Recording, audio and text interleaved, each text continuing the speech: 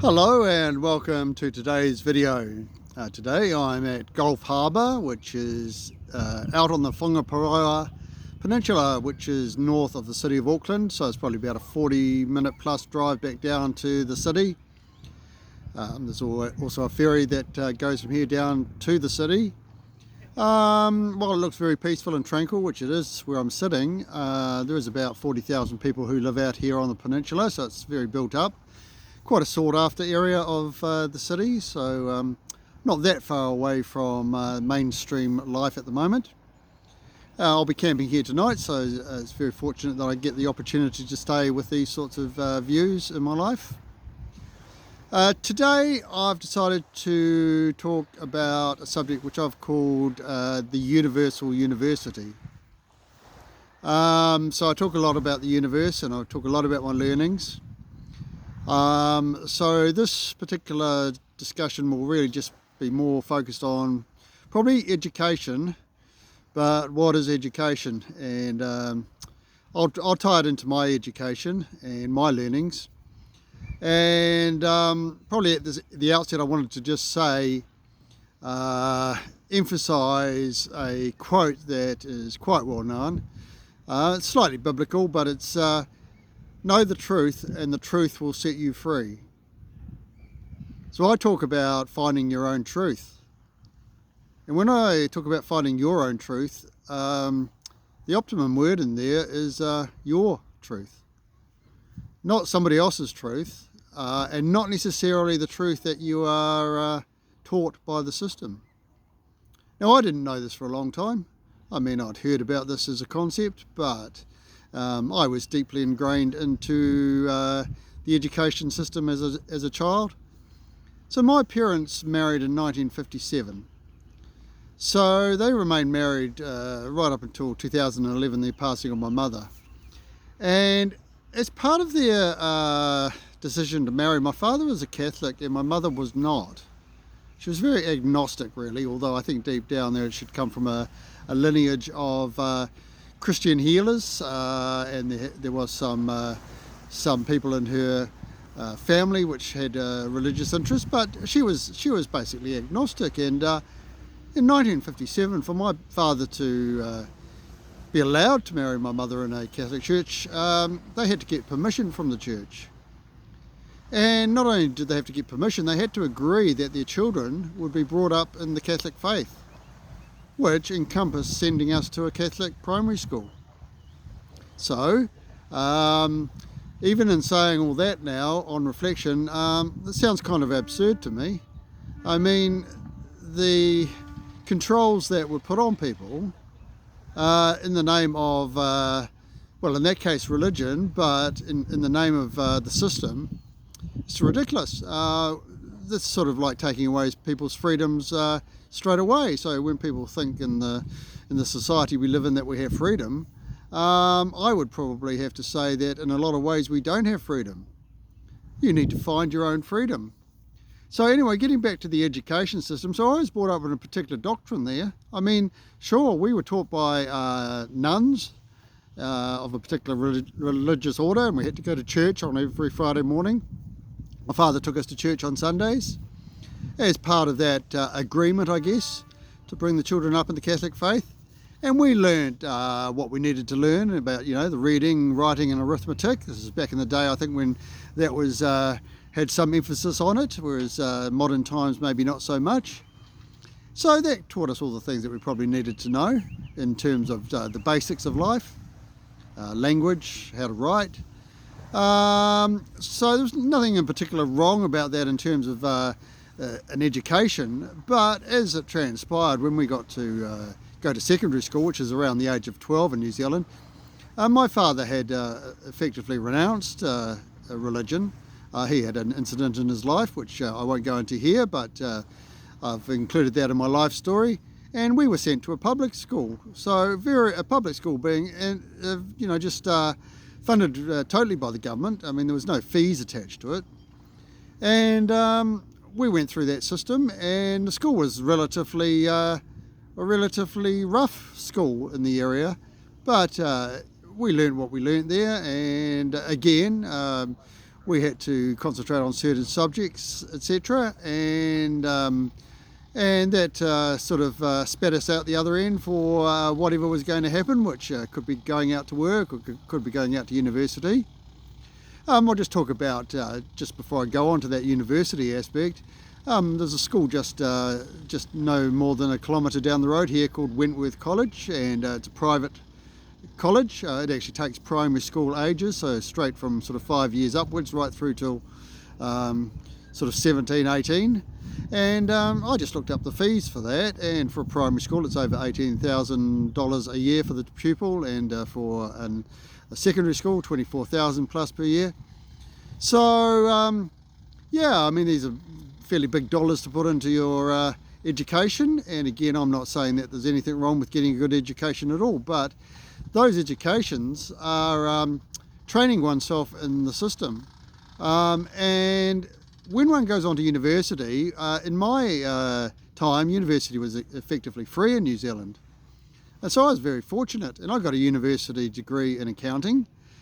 And all of that was very formative as to how I was going to approach life. In fact, by then I was already tied into the system, so to speak.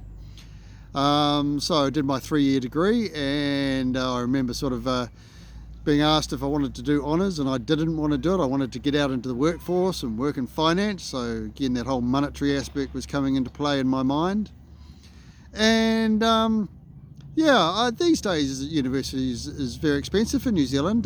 It is subsidised to a level by the government, but fees are charged to students, and you know, that can range into the sort of $10,000 per year kind of payment required from the student.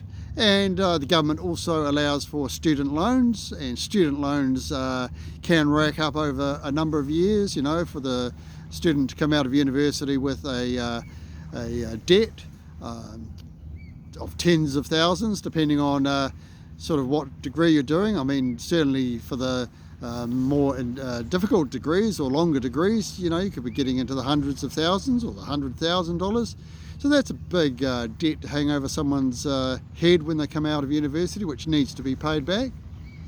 So what I'm getting at here is that the education system as it's structured can give us the fundamentals of life, but it's also, we're learning our truth from the system.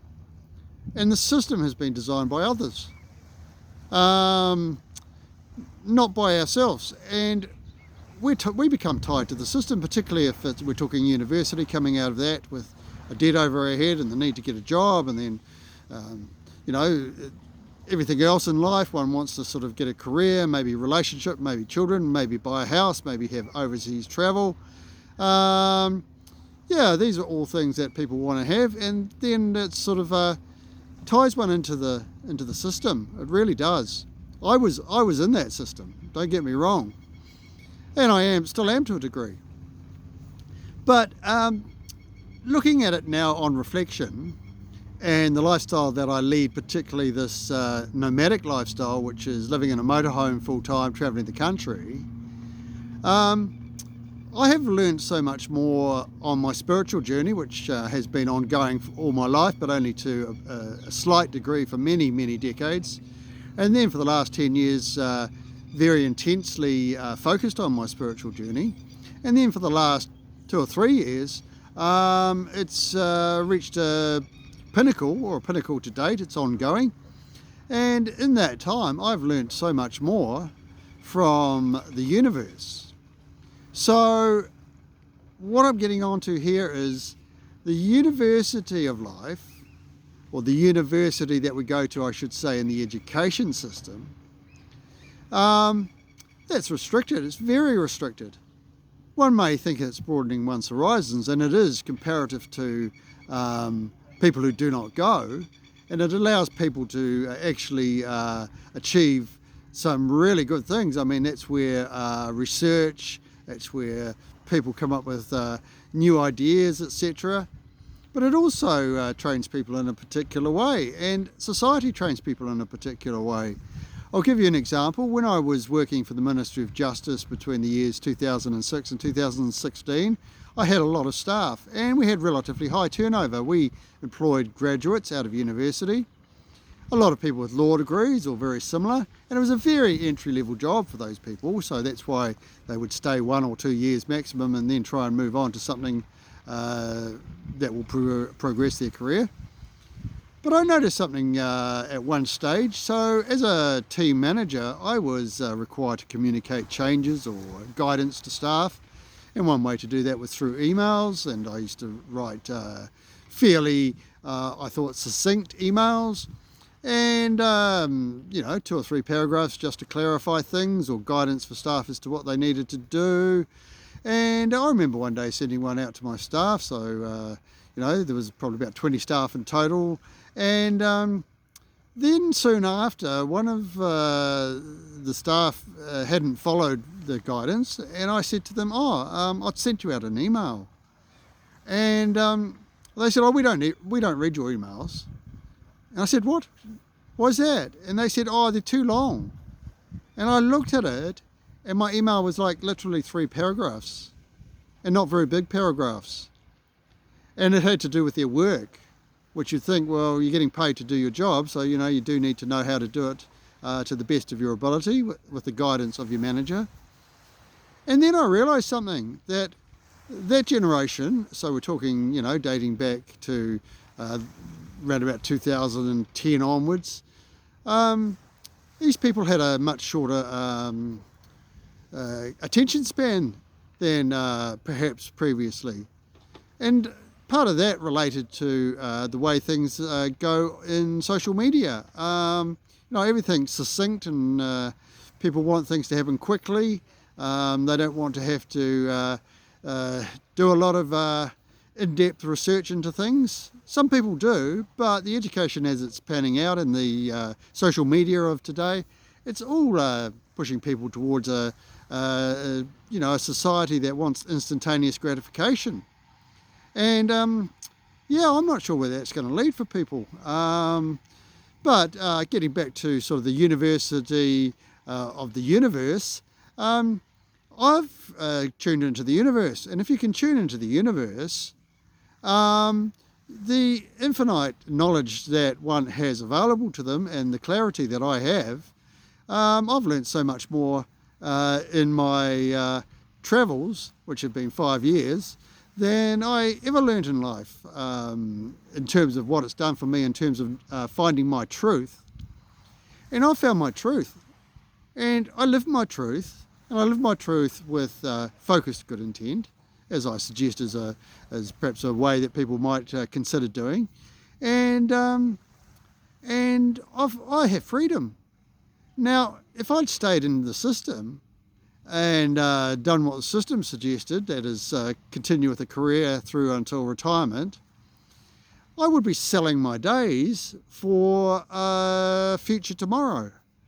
And in my experience, very rarely do these tomorrows that a person thinks of, or that I ever thought of, did they ever turn up. So selling my days to the system for a tomorrow that probably never was going to turn up. Again, I probably have to say that's kind of absurd on reflection, but I did it. But I'm fortunate that I had a situation in my life that said, well, you have to change, and all of this, as I say, is outlined in my life story on my website, vivianolamahia.nz.com. And I don't have children, and I've never had children, but on reflection, if my parents had taken me out of school and taken me around the countryside in a mobile home or bus, and allowed me to be homeschooled and that not so stuck in the curriculum and being taught by others, it's a kind of much more flexible way of being and being out in nature. It'd be very interesting to find out what sort of person I would have evolved into, or at least sooner. And I meet people on the road who homeschool their children, motorhoming them around the countryside. And I think they're introducing them to their truth early on, or being able to find their truth early on, thinking in a different way, thinking independently. Thinking or following the way of the system, I just can't see how that's ever really going to lead to freedom. It may be freedom that is said you have in terms of the choices you have, but if you look at it, your choices are kind of limited. Whereas the life I live now, I have unlimited choices because I'm in touch with the universe. And I study in the University of the Universe. And what I am is I'm still a student of that university. And I always will be.